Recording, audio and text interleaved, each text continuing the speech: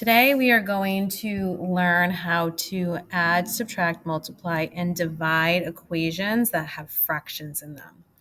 So we're going to be looking at mixed numbers as well as just fractions. But before we do that, I wanted to review some skills that we have already gone over at the beginning of the year and things that you should have touched on last year in 5th grade.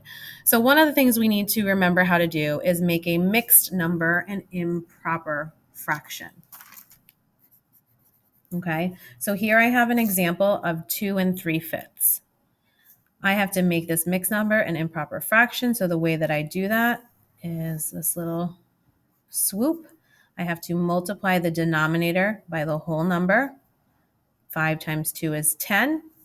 And then I have to add the numerator to that. So 5 times 2 is 10, plus 3 is 13. Now my denominator is going to stay the same. So I have 13/5. I'm going to skip this one for a second, and I'm going to go down to changing an improper fraction to a mixed number. So going backwards. So how do we do that? Here we have the improper fraction 13/10. So we ask ourselves, how many times does the denominator go into the numerator? How many times does 10 go into 13? 10 goes into 13 one time. That's one whole. And there are 3 left over, and the denominator is 10. It stays the same. So 13/10 becomes 1 3/10. Okay. Another skill you should remember is how to borrow from a whole number to make a mixed number. So here we have the equation 6 minus 3 3/4. Okay, well, I need to subtract 3/4 from something, but there's nothing here. So I actually have to borrow, just like I would in any subtraction problem. I have to borrow from my whole number. That becomes a 5.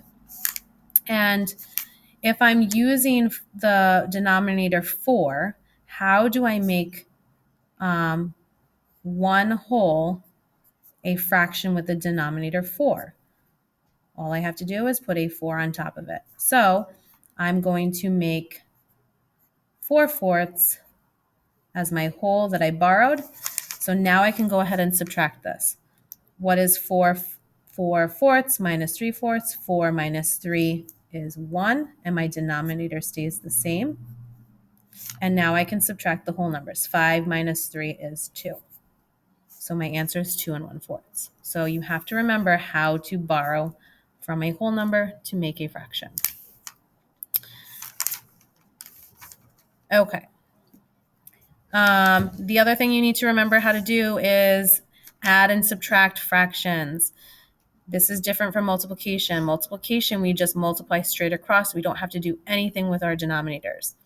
When we are adding or subtracting, we have to make sure that our denominators are exactly the same. Here they are not. This is a sad face. It's not a happy face. This is sad. So how do we do that? Well, I know that this denominator 3 can actually go into 9. So I'm going to use 9 as my denominator. I'm going to change 1/3 to have a denominator of 9. So what do I multiply 3 by to get 9? 3 times 3 is 9. Anything I do to the bottom, I have to do to the top.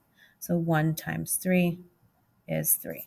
So now I have 3/9 plus 4/9. I can go ahead and add that. 3 plus 4 is 7. And my denominator is now happy, and it stays the same, 7/9. Okay, so these are some skills that you're going to need to have in order to solve some of the questions we're going to be doing. Okay, so let's go to, I'm going to pause for a second, and then we'll solve these.